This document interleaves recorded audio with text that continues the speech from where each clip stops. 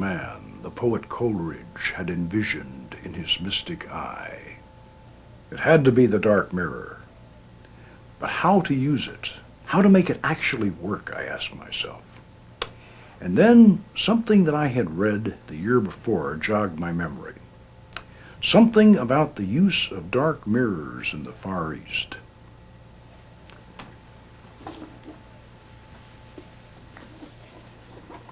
The final clue had been sitting on my bookshelf all the time.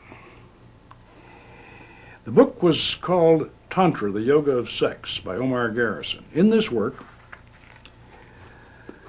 the author described an ancient Oriental method of invoking the images of previous incarnations from the reflection of one's own face in a dark mirror, flanked by candles. As I reread this section in Garrison's book, I felt a shiver of excitement. I was experiencing the same thrill that an archaeologist must feel as he brushes away the sand and looks down at the unbroken seal of an ancient royal tomb. I tried Garrison's experiment, and I found that it worked with remarkable effectiveness. If one stares in a darkened room into a mirror flanked by candles, after several minutes, a strange phenomenon will almost always occur. The familiar reflection will fade out, the mirror will go black, and then, when the image returns, it will be the face of someone or something else. This is any concept of reincarnation. It probably went back as far as the Paleolithic, when Stone Age people stared fascinated at their reflections in dark, still pools of water, seeing the strange transformation occur and being convinced that they were in the presence of their gods. I suspected that in a ritual setting using traditional conjurations and symbols, specific spirits and even ancient gods and goddesses might be summoned from the other side. This might well be the hidden meaning behind that strange passage in the Bible that reads, "God fashioned man in his own image." I command thee. Experience is usually accompanied by a profound sense of an otherworldly presence. It was obvious that this phenomenon must have been discovered a long time before by the Tetragrammaton. Amashao, by which the elements are overturned. The air is sundered, the fire is generated, the earth moves, the sea rolls back, and all the host of things celestial, of things terrestrial, of things infernal, do tremble and are confounded together. Come, appear before this circle, within that triangle, in fair and human form, without horror or deformity and without delay. Come from whatever part of the world thou art and answer my questions. Come presently, come visibly, come affably and manifest that which I desire, being summoned by the true and living God. Eliorum.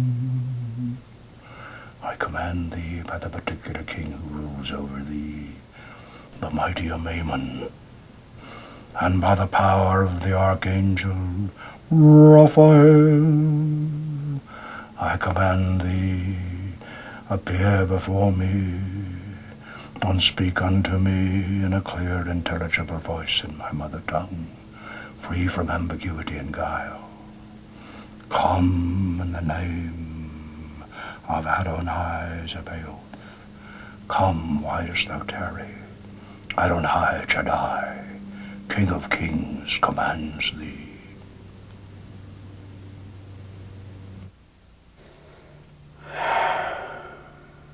I've not been dead, but only sleeping, hardly longer than a wink. I'll be up and rolling thunder once I have another drink.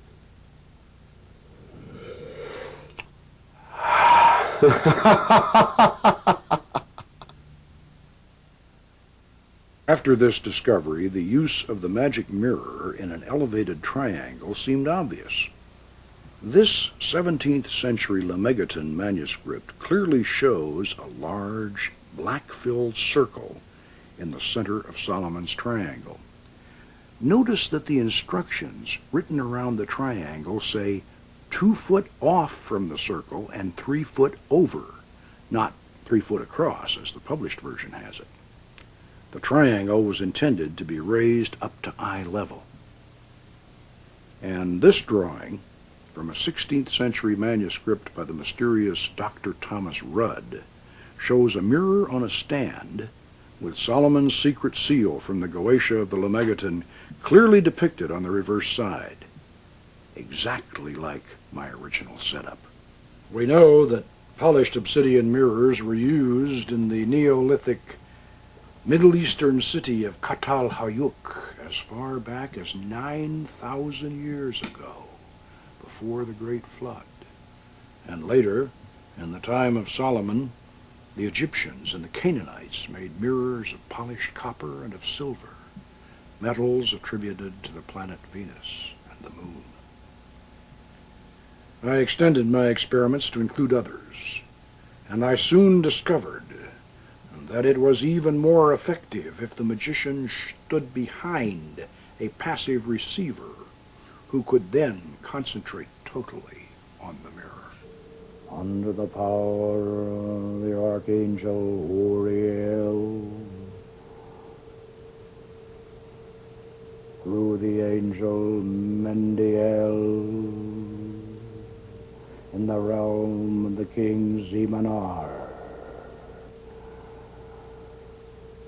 and thee by Barlamensis, Arlechiensis, Aumantia, Apollodosi. I am here. What do you desire of me? And so I had the secret. Like Dr. Frankenstein, I had learned how to do it. But even though I may have been as obsessed as the fictional Dr. Frankenstein, I didn't want to make his mistake. Before I opened the brass vessel and released these spirits into the world again, I wanted to fully understand the philosophical and spiritual significance of a system that had been such a closely guarded secret for so many thousands of years.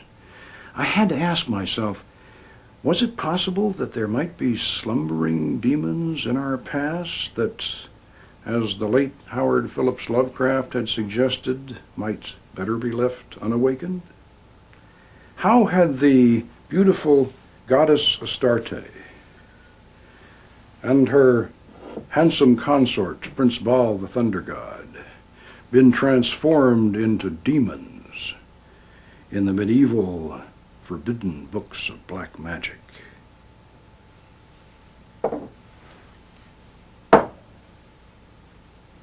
I found the answers to these questions in the mysterious, long-lost biblical Book of Enoch.